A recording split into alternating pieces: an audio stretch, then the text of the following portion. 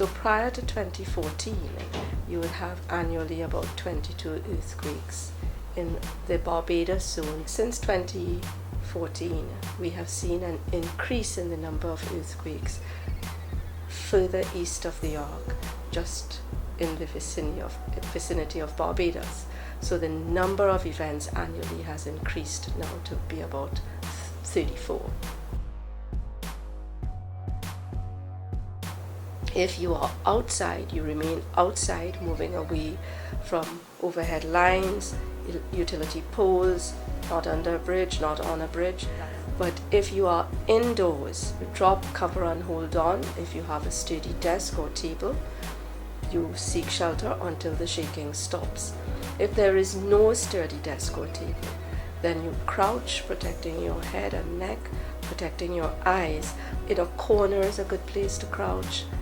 We don't recommend under doorways anymore because of all these soft walls that we have.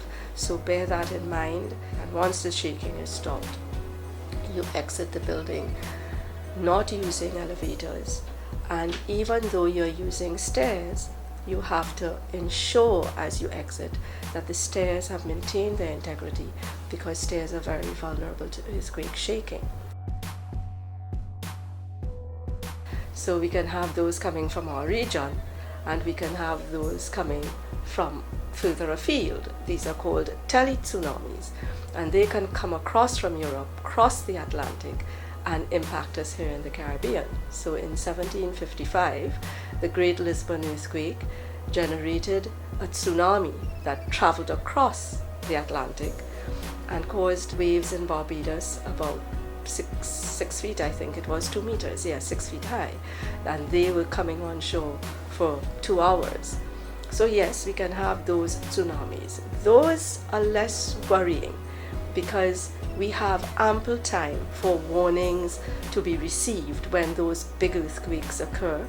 And the challenge is from the earthquakes that occur in our region and generate these regional or local tsunamis.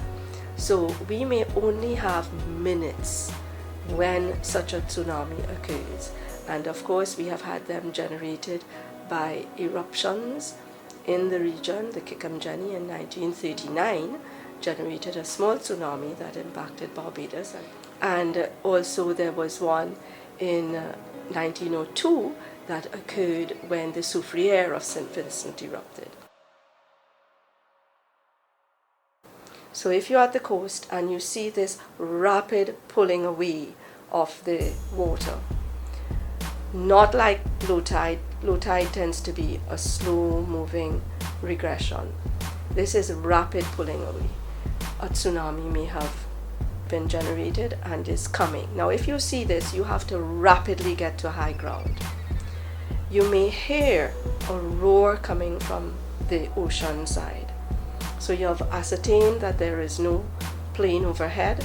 A tsunami may be coming. You need to get to high ground. And of course, the most obvious one, if you are at the coast and you feel an earthquake so strong that you cannot stand, a tsunami may have been generated and you need to seek high ground.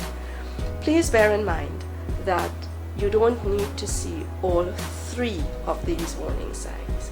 You just need to have one. Now, high ground does not have to be natural high ground, because in Barbados that may not be possible if you are in Bridgetown, but certainly you can get to a tall building, so above the 3rd floor. So in all of these events, we must keep our brains engaged. To be able to keep that engaged, we have to practice, drill mentally and physically, do the drills, so that when the event occurs, yes, the adrenaline will flow, and yes, you will feel the cold and you will feel the fear, but you will do the right thing.